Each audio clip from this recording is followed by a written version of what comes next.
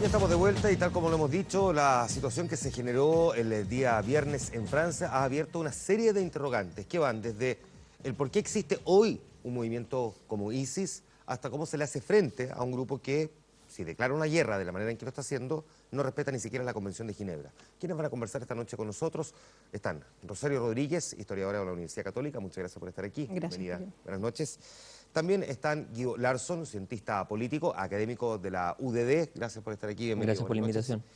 Jorge Tarud, diputado del PPD, integrante de la Comisión de Relaciones Exteriores. Muchas gracias por estar aquí. Bienvenido. Un agrado, muchas gracias. Buenas noches. Y también José Manuel Evers, diputado de Renovación Nacional, miembro también de esta Comisión de Relaciones Exteriores. Muchas gracias, diputado, por escer aquí. Bienvenido. Gracias por la invitación. Buenas noches. Voy a comenzar contigo, Rosario. Yo sé que la pregunta es muy amplia, pero tratemos de acotarlo de alguna manera, porque es verdad que el grupo autodenominado como Estado Islámico, que se le conoce mundialmente como ISIS, ya nos venía sorprendiendo con su manera de actuar. Hoy día, después de lo que hizo el día viernes en Francia, da un paso adelante en la manera de accionar. ¿De dónde surge este grupo? Yo creo que este grupo es consecuencia de un periodo que viene desde la época de los 70. Existe un periodo que significa la reislamización dentro del mundo, ¿cómo se llama? Principalmente en Egipto. Hay un ideólogo que se llama Sayyid al-Qutb, que él es el que quiebra con la modernidad occidental, y también esa modernidad occidental puede ser países procapitalistas de la Guerra Fría o países socialistas que eran miembros del partido Baas. Y de ahí él dice hay que quebrar y nuestros príncipes tienen que ser príncipes musulmanes. Y de ahí viene la aplicación de la Sharia, por ejemplo, dentro de los gobiernos, y de ahí sale esta rama de islamismo radical que va a tomar las armas para poder tener representantes políticos que sean religiosos.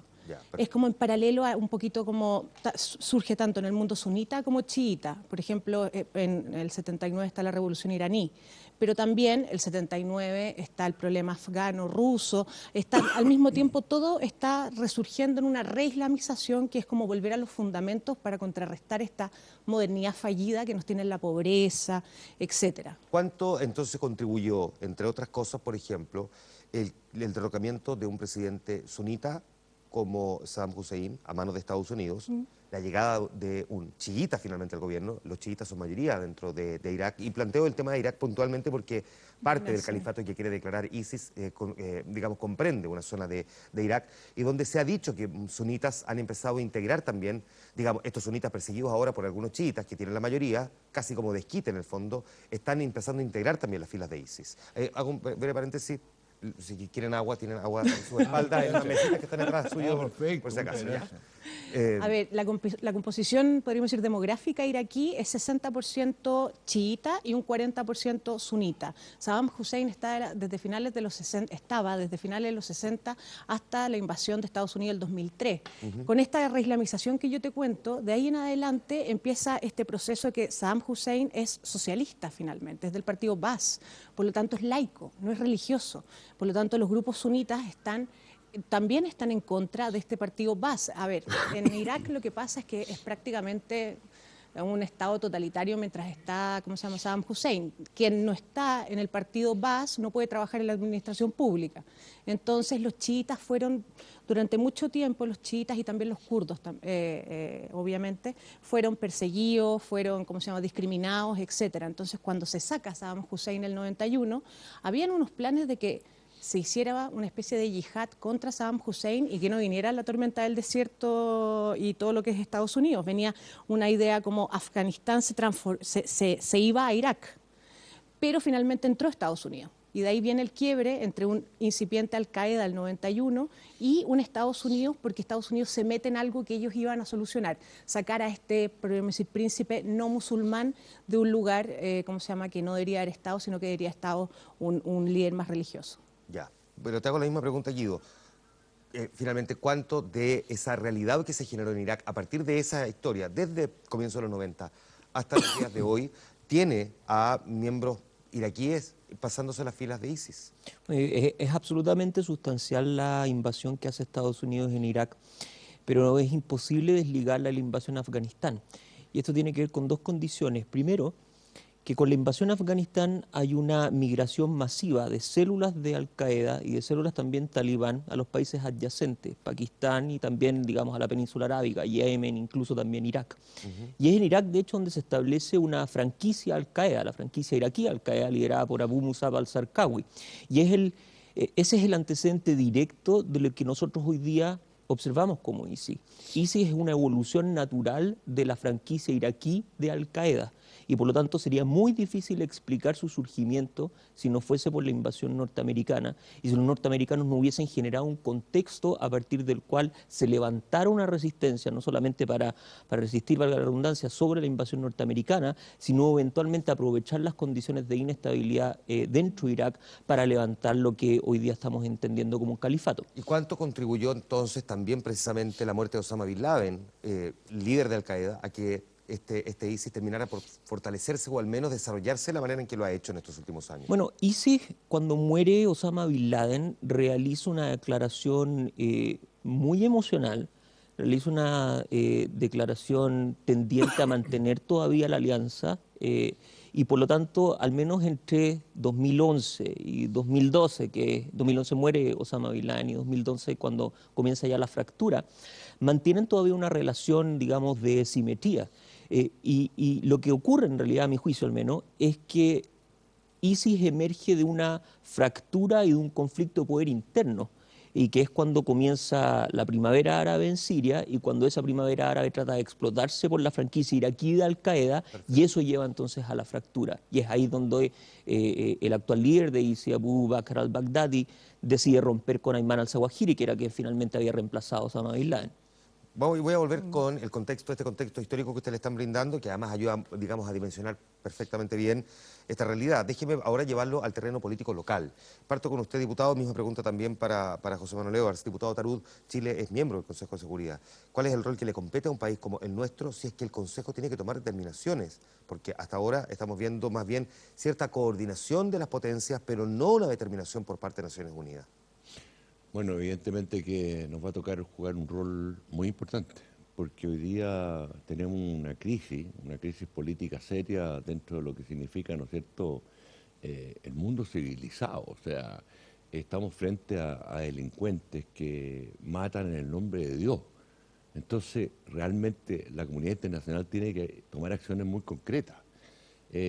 Yo seguía con atención lo que usted señalaba. A mí me tocó justamente mi primera misión diplomática en Arabia Saudita y 3 días antes que Saddam Hussein invada Kuwait. Entonces viví todo ese proceso y la verdad es que, bueno, aprendí también a conocer lo que es el fundamentalismo islámico. No hay que confundir a los musulmanes con los fundamentalistas, ¿ah? Hay que hacer una diferencia. Es como si, no sé, como si a los que somos católicos no nos pongan igual a lo que hacía el IRA en Irlanda. No, hay sectores fundamentalistas que son peligrosos, muy peligrosos.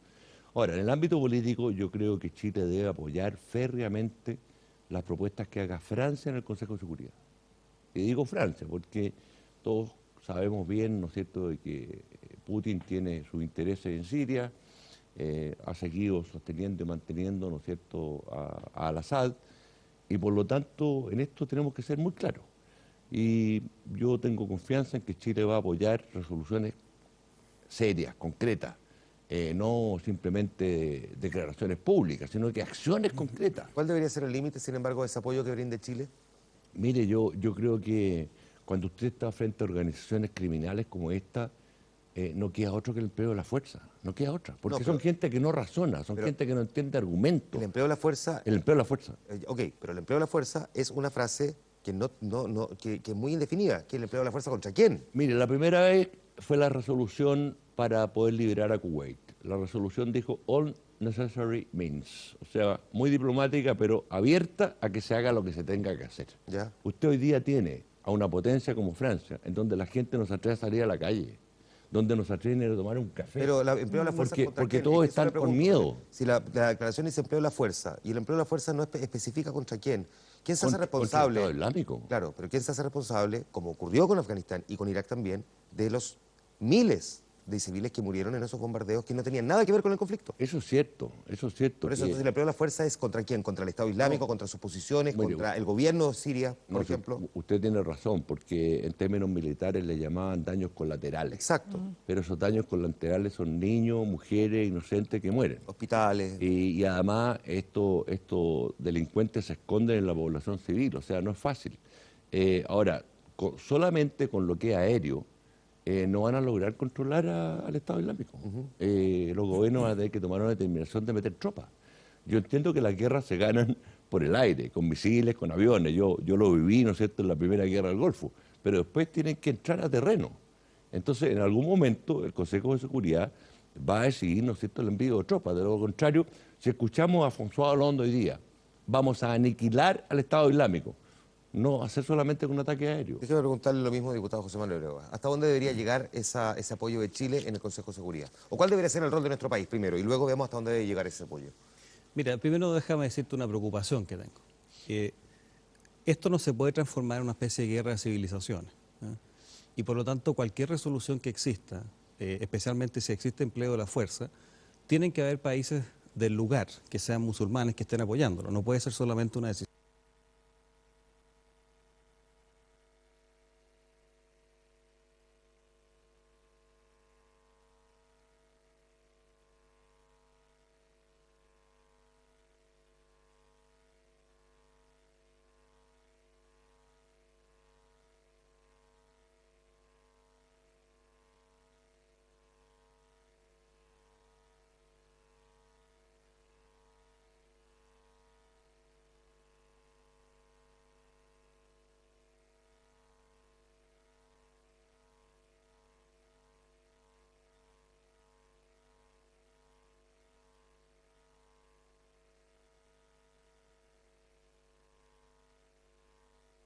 Muy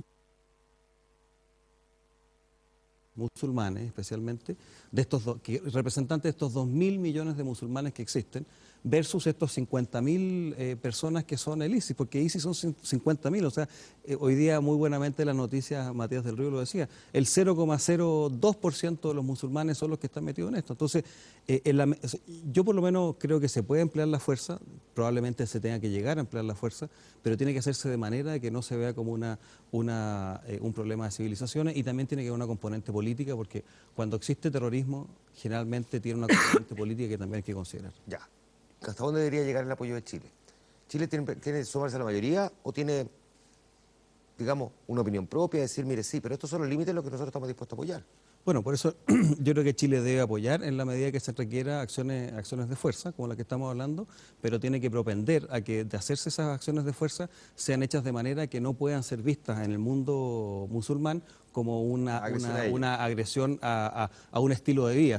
Esto no puede ser una pelea entre dos estilos de vida. Uno que le dice, tú tratas mal a las mujeres, y otro que le dice, tú eres un alcohólico y un pervertido. No puede ser una pelea de formas de vida. Tiene que ser pelea contra un grupo acotado de terroristas y violentistas. En base a esa definición, Chile tiene que trabajar. Ya, y ese bombardeo, o si hay una incursión militar, ¿debiese ser contra quién? Porque decir el uso de la fuerza es contra quién. Bueno, por eso, mire, yo apoyo 100% las medidas que está proponiendo hoy día François Hollande, las entiendo, pero ojalá que los bombardeos siempre se hagan de manera no unilaterales, que haya una conversación previa dentro del mundo para poder hacer esa acción. Vuelvo contigo, Rosario. Pongámoslo al día de hoy. ¿Es tan fácil combatir contra un grupo que, digamos, no tiene una cara visible de todos los días, como si se podía pelear contra Saddam Hussein? El presidente de un país, líder de un Estado, y por lo tanto se podía esconder en un palacio, en otro, pero uno ya sabía que estaba ahí, salvo que saliera arrancando de ese país, más o menos tenía un domicilio conocido. Antes era Estado-Nación versus coalición, claro, en los 90 finalmente. Es como la coalición internacional versus un Estado-Nación que era el malo del momento, que en ese momento era Saddam Hussein para la Segunda Guerra del Golfo. Exacto, del 91. Pero aquí estamos hablando de una especie de, digamos, de grupo que lidera un protoestado. Claro. Por lo tanto, encontrar a sus líderes y desarticularlo no es menester simple. ¿Cómo se hace eso? Es que el problema es que no es simplemente que encontremos un batallón. Exacto. Sino que son guerras de guerrillas. Al principio, hace un año y medio atrás, uno veía como los jeeps norteamericanos robados de Irak, de lo que había quedado o lo que había mandado Arabia Saudita, que se lo habían, que como se llama, que el Estado Islámico ya se lo había llevado, o estaba en Irak o estaba en Siria, y uno veía las carreteras, hay fotos con carreteras lleno de estos jeeps, lleno de yihadistas adentro, etcétera. Ahora es guerra de guerrillas con pequeñas, ¿cómo se llama?, escaramuzas, y van ganando terreno, y de repente tienen, la otra vez veía un poco de táctica como lo hacían, disparaban hacia una ciudad pero en verdad se tomaban otra, por lo tanto es la típica guerra de guerrillas con la cual un ejército, si es que está en tierra, no está acostumbrado. Nunca, ningún ejército ha ganado una guerra de guerrillas. O sea, tenemos ejemplos de Vietnam, tenemos ejemplos de Afganistán en la actualidad, conocen el terreno, no hay fronteras, conocen perfecto el desierto, entonces es muy difícil hacer una guerra de guerrilla entre ciudades, desierto y etcétera. Por eso se han mantenido, y hasta el momento, por lo menos hasta hoy, Estados Unidos sigue diciendo que va a hacer bombardeos aéreos, meter a gente, a contingente que está acostumbrado, no sé, en West Point o da lo mismo, a hacer un batallón, a hacer de tal manera la guerra y meterlo en la mitad del desierto, en el Éufrates y Tigris, por ejemplo, botarlos ahí con la mejor tecnología del mundo. Eso pasó en Afganistán, bueno, en los ríos obviamente, pero eso pasó en Afganistán y siguen ahí. ¿Es posible, Guido, hacerle frente a un grupo como este? Primero. Y segundo, la crisis con ISIS proviene con anterioridad a lo que vivimos el día viernes. No solamente porque ya habíamos visto los videos de personas que estaban siendo decapitadas y otros accionar bastante violentos, sino porque además estaban provocando, entre otras cosas, como consecuencia, esta crisis de migrantes que empiezan a buscar refugio en otras latitudes. ¿Tiene capacidad, primero, el mundo para saber entender y cómo enfrentar a este grupo? La pregunta es sumamente complicada. Yo me imagino que Lavrov y Obama y Merkel y Holanda están todos discutiendo un poco eso, pero a mí me gustaría plantear un escenario, que es un escenario que ocurrió hace bastante poco. El año 2007, Estados Unidos tenía 150.000 tropas en Irak. El año 2007, Estados Unidos tenía barcos en el Golfo lanzando cohetes Tomahawk sobre posiciones de Al-Qaeda. El año 2007 Estados Unidos utilizaba drones para realizar asesinatos selectivos. Así es. El año 2007 Nuri al-Maliki tenía plena complacencia sobre las acciones iraquíes y lo mismo hacía Hamid Karzai en Afganistán. Todavía no ocurría la primavera árabe. Y en esas circunstancias, extraordinariamente positivas para Estados Unidos, no se logró eliminar a Al-Qaeda. Entonces, hoy día, con Al-Assad cayendo, con los efectos de las primaveras árabes, es realmente fantasioso a mi juicio pensar de que una guerra de esta naturaleza puede ser ganada sencillamente desde el aire. No hay posibilidad. ¿Pero desde tierra sí? Y bueno, esa es otra pregunta que es muy importante también y tiene que ver, bueno, si vamos a entrar con soldados en terreno, el punto central es cuál es el objetivo político que tiene la fuerza. La fuerza se ocupa con una razón, ¿no? Von Clausewitz decía, la guerra es la continuación de la política por otros medios. Entonces, lo primero que creo yo tiene que definir la coalición occidental y los países árabes, ¿qué queremos conseguir utilizando la fuerza? Porque, ok, podemos eliminar a ISIS, supongamos imaginariamente que podemos eliminar a ISIS, pero queda Jaish al-Mujahideen, queda Rar al-Sham, queda Jabhat al-Nusra, toda una serie de organizaciones que tienen el mismo parámetro ideológico que ISIS y que generarán dentro de este vacío de poder que eventualmente se origina producto de los combates, mayor conflicto y mayor inestabilidad. Entonces la gran pregunta es, ¿para qué queremos utilizar la fuerza y cuál va a ser la proyección de esa fuerza en una solución política al futuro? ¿Cuánto pesa la voz de Chile al momento de tener que tomar esas decisiones, diputado? ¿En qué sentido?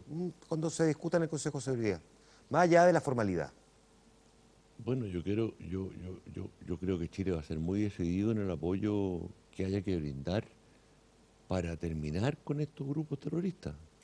De lo contrario, mire, yo le digo, ninguna nación está libre. Hoy día el pueblo francés, mañana puede ser otro, esto se puede expandir. Hoy día son los ciudadanos los que están hoy día amenazados. Más allá de los gobiernos o de las policías, antes eran atentados contra la policía, contra los ejércitos. Hoy día son los ciudadanos que estaban en un teatro, que estaban en un restaurante. Eso pasó en Francia hoy día, pero puede pasar en cualquier parte. Entonces, el rol de Chile tiene que ser muy concreto, de apoyo, ¿no es cierto?, al diputado, combate al terrorismo en forma concreta. Eso es lo que usted quisiera. ¿Usted me dice que quiere que mandemos tropas? No. No, mi pregunta es bien simple. ¿Cuánto pesa hoy la voz de Chile en el Consejo de Seguridad? Esa es la pregunta. Los miembros pesa no poco, más o menos harto, mire, sabe que lo escuchan, pero dicen ya, queda lo mismo. Lo pregunto porque en la práctica el que resuelve siempre es la potencia más grande. Ser un miembro no permanente pesa, ahora no pesamos como los 5 que tienen derecho a veto, eso es natural, pero evidentemente que habiendo un consenso dentro del Consejo de Seguridad es mejor que las resoluciones se tomen por unanimidad y en forma concreta. Pero evidentemente tenemos un peso como tienen los demás miembros que no son permanentes y debemos ejercerlo. Y en segundo lugar yo quiero decirle, Juan Manuel, que la reunión que se va a realizar en París sobre medio ambiente. La cumbre que es a fin de mes. Esa cumbre es muy importante para el mundo hoy día, porque el medio ambiente evidentemente que es muy importante, pero esto se ha transformado ahora en un tema, ¿no es cierto?, político de relevancia mundial. O sea, yo espero que no falte ningún jefe de Estado. Porque es simbólico el respaldo emblemático. Significa que le estamos teniendo miedo al terrorismo. Entonces, al contrario, tienen que ir todos a París. Tienen que ir, tienen que estar presentes, ¿no es cierto? Y yo valoro que la presidenta Bachelet ya anunció que va a estar en París. Le pregunto, diputado José Manuel Evers, lo mismo. ¿Cuánto pesa realmente la voz de Chile? Y lo planteo porque ya lo vimos antes cuando éramos miembros no permanentes del Consejo de Seguridad y se tuvo que debatir también el envío de tropas a partir de la guerra contra el terrorismo liderada por George Bush, donde nosotros dijimos que no estábamos de acuerdo con determinados bombardeos, y no solamente nosotros, sino que varios otros, y los bombardeos se hicieron igual. Sí, bueno, yo también tengo la impresión de que al final las potencias grandes es como el tema del Tribunal de la Haya. El Tribunal de la Haya es para los países de ingreso medio, porque los países más poderosos no le hacen caso a la Haya, no están afiliados a la Haya y finalmente hacen lo que quieren. Y yo también tengo esa impresión. Pero sí la voz de Chile creo que ha jugado un rol importante en el pasado, quizás no tanto como otros países permanentes, pero... Y te quiero decir algo más, y el tema de la invasión o no invasión, la parte de la fuerza militar es uno de los temas. También hay otro tema importante que a mí me trae mucha preocupación, y es las reacciones que estoy viendo respecto a la inmigración como un todo. Hoy día vimos a un grupo de gobernadores republicanos diciendo que no querían aceptar inmigrantes en su estado.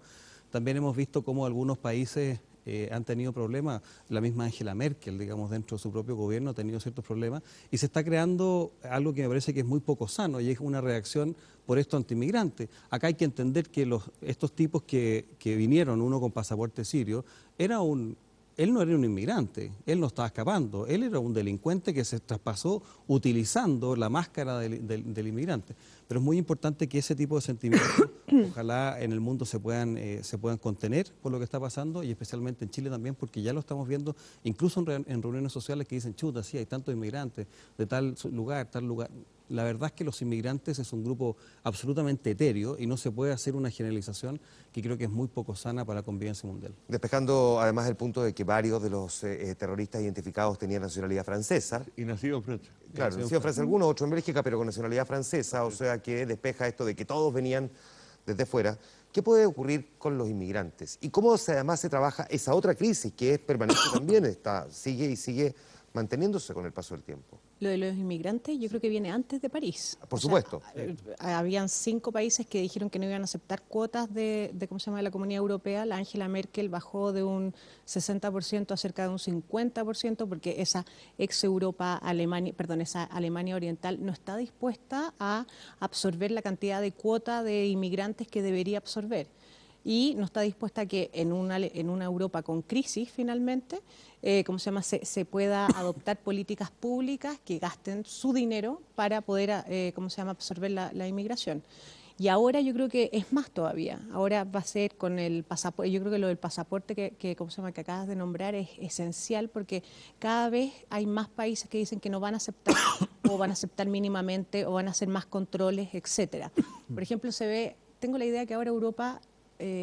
todos sabemos que Europa tiene el espacio Schengen, esto de libre recorrido, uno entra por Madrid, puedes salir por Alemania y nadie te para entre medio. Claro. Europa cada vez está teniendo más cortapisas finalmente.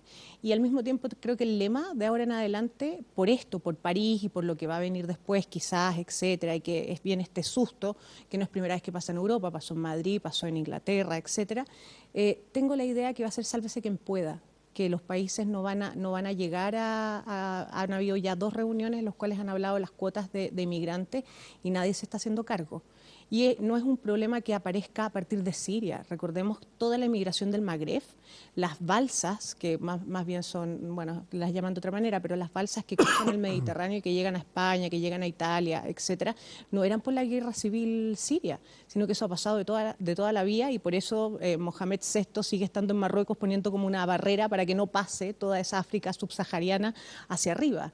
Por lo tanto, Europa y la migración siempre ha sido complicado. Yo siempre me pregunto, los desplazados, los refugiados, la palabra refugiados nace propiamente tal después de la Segunda Guerra Mundial en Europa, cuando salen corriendo los alemanes hacia un lado después de que termina la Segunda Guerra Mundial. Antes eran desplazados internos y externos, pero parece que la historia no se acuerdan los europeos propiamente tal, porque ahora como que es el sálvese quien pueda en relación a su política. Algo se deben acordar porque también sería injusto decir que los europeos le han cerrado las puertas a los migrantes. O sea, no a los inmigrantes, pero sí en este caso. Ojo. Sí, voy a llegar a ese punto en un segundo más. Déjame preguntarte, Guido, también en esta misma línea, porque da la sensación de que quienes van a pagar los platos rotos por anga o por manga van a ser la población siria, si es que hay una respuesta militar, que es donde finalmente primero se va a ir a buscar a ISIS, y segundo, los refugiados, porque habrá quienes no los quieren recibir ahora. ¿Cómo se enfrenta también ese otro drama, que es, creo, el mayor de todos finalmente? Yo creo que los países europeos tienen un dilema.